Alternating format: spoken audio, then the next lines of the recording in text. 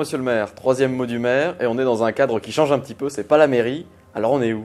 Alors, ce sont les bâtiments qui ont été rénovés, ce que j'annonçais notre dernier rendez-vous, le pôle touristique de la Grenouillère.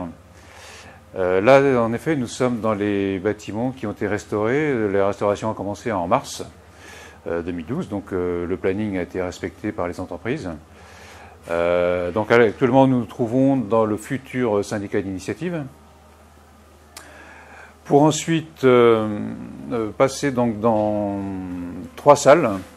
Alors, donc là, l'accueil touristique se fait ici. Ensuite, dans les 3 salles sont réservées à la thématique de l'eau, comme j'ai déjà annoncé. À travers donc des petites présentations, ça s'adresse aussi bien aux familles qu'aux enfants.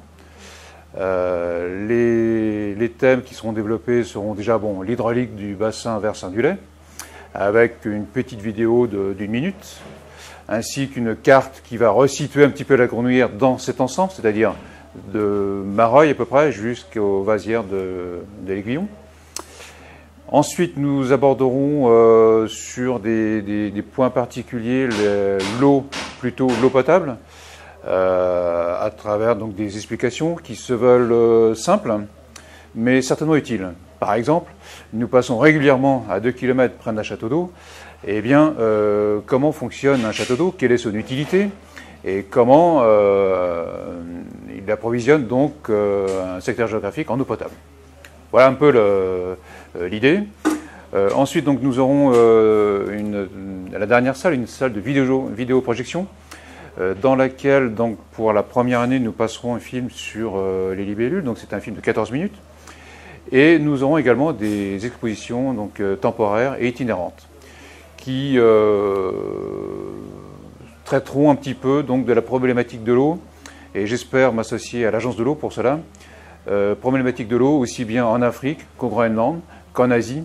Hein, chaque continent, chaque région a sa problématique. L'eau devient donc quand même un problème assez universel. Alors pour ce projet, vous avez eu des aides du parc du Marais Poitevin? Alors, sur plan logistique, une aide fondamentale avec le parc du Marais Poitevin, en la personne de M. Richard Joseph et de Guy Barbeau. En effet, on a travaillé ensemble depuis le début. Nous avons sélectionné un bureau pour toute la partie scénographique. Donc c'est Bertie Jolivet, avec qui nous avons commencé le travail, et c'est un travail donc très intéressant et très rigoureux. L'échéance, je le rappelle, c'est quand même juin 2013, hein, l'inauguration aura lieu en juin 2013. Et pour l'aspect donc financier, oui, nous avons des aides substantielles.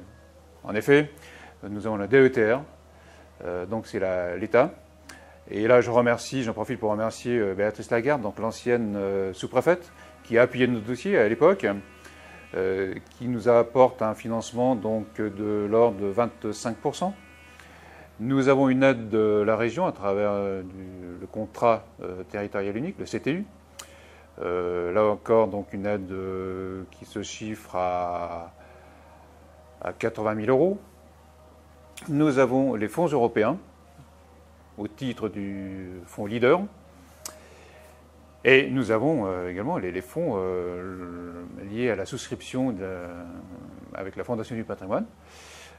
Opération réussie. Hein, notre objectif, c'était bien d'atteindre un certain niveau de collecte, donc 9 348 pour être précis.